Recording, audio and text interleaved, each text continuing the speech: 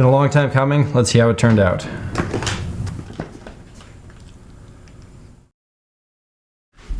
Well, my friends, I've officially done it. I've gone and joined the Vintage Guitar Club. I've owned some 50 plus instruments in my 20 years of playing the guitar, and it's taken me until a couple days ago to own one that's older than I am. Take a look what I've got in this case. This is a 1968 all-original Fender Telecaster, and according to the stamp on the neck, it comes from October of that year. As it stands now, it's not in great shape to have a whole lot more love put into it. So what I'm going to do is get it restored back into playing shape, and hopefully I can get another 50 years out of this guitar. And let me tell you, this guitar has had an interesting 54 past years. In 1980, a 17-year-old musician bought this guitar from a pawn shop in my hometown. He then went on to love it and play it for decades until he passed away in the early 2000s. And this guitar meant so much to him that there's a picture of it inscribed on his headstone. Since then, it was stolen, then recovered, but then sat essentially unused for a number of years. But this all changed a couple weeks ago when a post popped up in my local subreddit. A user was asking the community how she might go about selling her husband's vintage guitar, which immediately piqued my interest. I sent her a DM, she shared with me some pictures as well as the appraisal documents. Fast forward to a couple days ago, and I met her and her son in a parking lot to buy this guitar. Now, the first thing you might notice from the appearance is that this is a player's guitar, not a collector's guitar. This was a vessel for someone to create their art, and anything that needed to be done to refine their tool was done. I'm not sure when it happened in this guitar's lifetime, but at some point someone sanded off almost all of the guitar's finish, and based on what's left, I assume that its original color was a butterscotch natural blonde, much like my go-to 52 reissue Tele. A bevel was cut into the side for comfort, a new strap-in hole was drilled into it, and if you're a collector looking to maintain vintage value, these are things that you would absolutely not do. But if you never plan on selling your guitar and these things improve the playing experience, then you go for it. Of course, this guitar has had countless hours put into it, which is apparent from the grime on the body, the wear on the neck. I mean, the frets are basically worn flat at this point. One of the screws on the bridge is rusted over, so I can't set it up properly. It's missing screws on the pick guard, and there's something up with the output jack because the only sound I can get out of this is a crackle. And we're gonna do something that we almost never do on this channel. We're leaving my house. There's a two-man team here in town over at the Beard Cell Guitar Workshop that everyone has recommended for this project. I've already talked to them a little bit about this guitar, so that's where we're heading now. Now, I've been thinking about what exactly it is that I'd like to do with this guitar. A refret is going to be an absolute necessity, general cleaning, sorting out the electronics, but then there's the body. The word refin is a bit of a dirty word when it comes to vintage instruments because refinishing an old guitar instantly decreases the perceived collector's value. But that's the nice thing about my guitar. The dirty work's already been done. Somebody sanded it to the bone. Unless I start breaking pieces off or putting it underwater, I don't think I'm decreasing the value. Thanks to the condition that this guitar is currently in, well, I got it at a price that's affordable to me, but also I can now go and do a refin without feeling guilty about it. As far as color goes, I've already got a butterscotch blonde Tele. I think I'd like to do something different. I've got a plan. All I gotta do now is head in and chat with the guys. What's going on, Lucas? Hey, what's up? All right, I'm here to get this whole guitar fixed up. I was wondering if you could just kind of explain to us what's going to go into that from your point of view. Yeah, these frets need to come out. They're really worn, so we're going to pull all of them out and we're going to true the fingerboard, which means that we're going to correct some of those irregularities that develop over time. And then we're going to put new frets in, apply a finish over top of them so that they kind of maintain some of this look. And then we're gonna level, crown, and polish them. And then as far as refinishing it goes, can you kind of walk us through that? So to refinish this guitar, we're gonna have to take everything apart and we're gonna have to correct all the little dents, divots, and scratches that are here, either by sanding or by filling. We're gonna try to make some of these surfaces a little flatter. So we're gonna correct all that, and then we're gonna put new finish on and make it look awesome. I guess the other thing would just be like just general making sure the electronics are all in order. Yeah, I mean, we'll be going through that anyways, and especially because we're gonna be taking everything out. That'll give us a chance to kind of look at everything, make sure everything works first off, but then cleaning the electronics, just basic stuff. Awesome, well, I look forward to seeing what you guys come up with. Cool. Guess what? I just got a call and the guitar is ready. But before I go pick it up, I'll quickly let you know that today is the last day of the holiday sale over my course platform, samuraiguitartheory.com. Over there, I teach the system I use for making music, and let me tell you, growing up, I probably had less than average natural musical skill.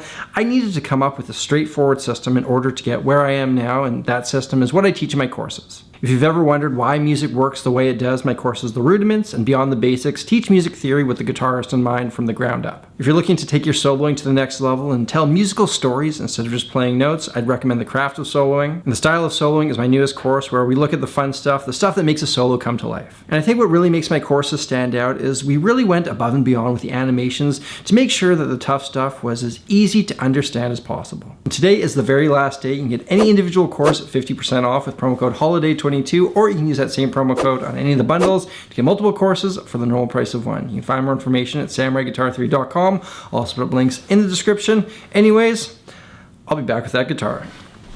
It took every ounce of willpower I have not to open this case yet. I wanted to capture my authentic reaction on camera. It's been a long time coming. Let's see how it turned out.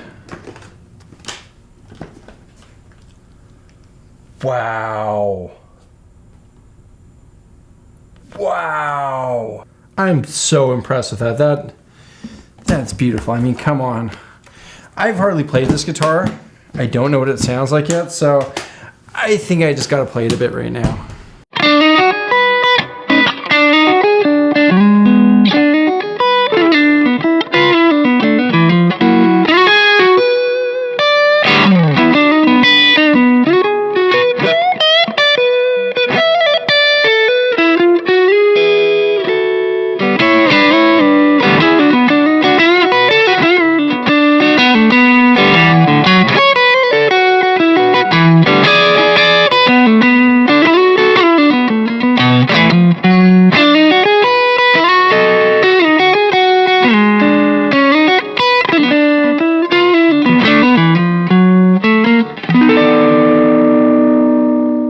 Man, what an absolute pleasure that is to play. I've played a number of vintage guitars. I've also played a number of heavy relic guitars, and I'm telling you, there's something about the real deal. It plays better, it sounds better. Something happens to an instrument when it's 50 years old and it's had countless hours of music put through it. It's like it takes on a mojo or something. Maybe it's the placebo effect, but I don't know, to me it feels real. And the Beard Cell guys did such a phenomenal job getting this back into playing condition. And of course, the white pickguard and Lake Placid blue finish is exactly what I hoped it would look like. Let me tell you why I decided on this finish. First of all, Lake Placid blue was a custom finish that was offered when this guitar was manufactured. I thought about going totally off the rails and doing something like sparkly pink, but ultimately, I decided I wanted to keep it true to the time frame. Second of all, I don't have a guitar in this finish, and when you spend a lot of time watching yourself play guitar for a visual medium like YouTube, that kind of thing is kind of important. Third, and probably the biggest reason, I just like it. The guys told me that they could do just about any finish I wanted, so I went through countless pictures of Telecasters, and this is the finish that stood out. Now, having never done a restoration or refinishing project like this, I had no idea how long it would take, but it's now late December, and I dropped this off back in September. What I learned accounts for such a long wait period is that paints and varnish take a pretty long time to dry. I asked the guys to document the process, so check out some of the progress pictures. They stripped the body down, sanded it to the wood, and then added the primer layer. I think they told me that there's multiple layers of this primer coat, and each one takes a while to dry. And from there, you get the finishing coat, which also takes quite a while to cure. And while this was all happening, the refret took place, as well as the electrical maintenance. And something the guys discovered was one of the reasons there was no sound was because the bridge pickup was completely dead. That had to be rewound, reassemble the whole thing, and yeah, that's gonna take a few months. But I feel like it was worth every second of the wait. And at this point, I've blabbed enough. I think I'm just gonna play it a bit more for you.